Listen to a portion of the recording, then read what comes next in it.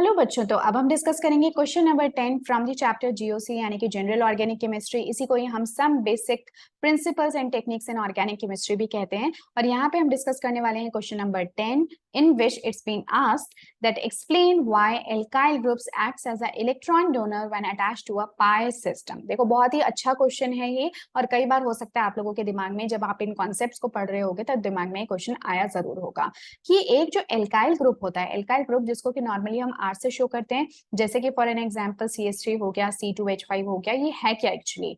तो बेसिकली कोई जो एल्केन्स है, एल्केन्स में से अगर एक हाइड्रोजन हटा दें और वहां पे कोई ग्रुप लगा दे तो आप उसको क्या कहोगे? एल्काइल। इसी तरह से ये एक इथेन है, इथेन में से हमने एक हाइड्रोजन हटा दिया और उसको किसी ग्रुप के साथ अटैच कर दिया तो हम इसको कहेंगे इथाइल। इसी तरह से प्रोपाइल, हेक्साइल, हेप्टाइल, जितना भी आप कुछ भी किसी भी कार्बन, एल्केन कार्बन के लिए आप बनाना चाहें, आप इसके लिए एल्काइल ग्रुप बना सकते हैं। ठीक है। अब इन्हीं ग्रुप्स के साथ में हाइड्रोजन हटा के आप जनरली क्या लगाते हो? कोई ना कोई फंक्शनल ग्रुप लगा देते हो।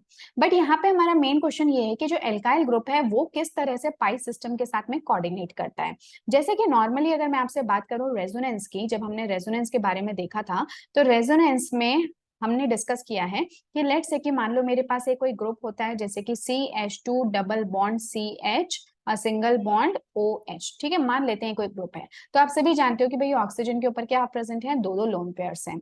अब ये क्या होंगे? ये जो लोन पेयर्स हैं ये बेसिकली मूव कर सकते हैं इधर, और ये इलेक्ट्रॉन जा सकता है, ये जो बॉन्ड है ये शिफ्ट हो सकता है CH2 के इलेक्ट्रॉन्स की फॉर्म में।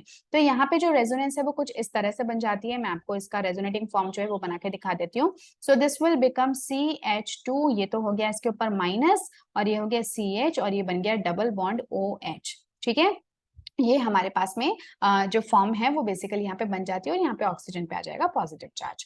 तो ये है हमारी रेजोनेटिंग फॉर्म जो यहाँ से बन जाती है। तो यहाँ पे तो बहुत क्लियरली आप लोग देख सकते हो कि जो इलेक्ट्रॉन्स है उनका मूवमेंट हो रहा है।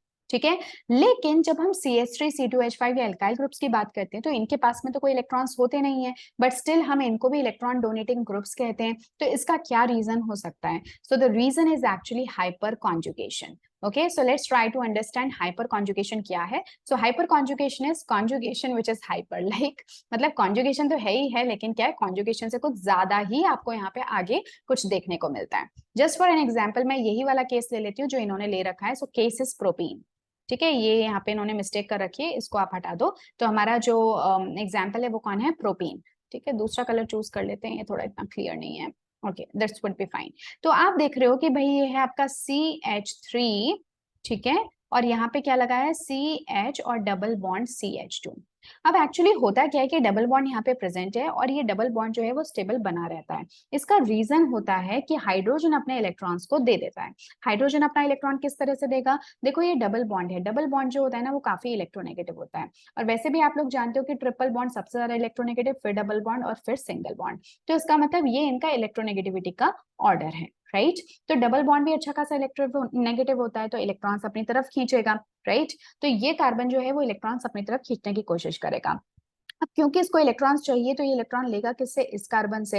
अब ये इलेक्ट्रॉन कार्बन डेफिशिएंट हो जाए, इलेक्ट्रॉन डेफिशिएंट हो जाएगा, तो ये किससे इलेक्ट्रॉन लेगा? ये अपने साइड वाले कार्बन से लेगा। और ये कार्बन किससे लेगा? तो ये अपने साइड वाले हाइड्रोजन से लेगा।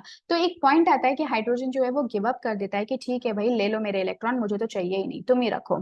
तो ये इलेक्ट्रॉन्स जो है वो शिफ्ट हो जाएंगे कहाँ पे? इस कार्बन कार्बन डबल बॉन्ड के बीच में। ऐसे में हाइड्रोजन जो है वो H+ की फॉर्म में बना रहेगा, यानी कि यहाँ पे कोई भी बॉन्ड नहीं है कार्बन हाइड्रोजन के बीच में, क्योंकि वो बॉन्ड तो चला गया कार्बन कार्बन के बीच।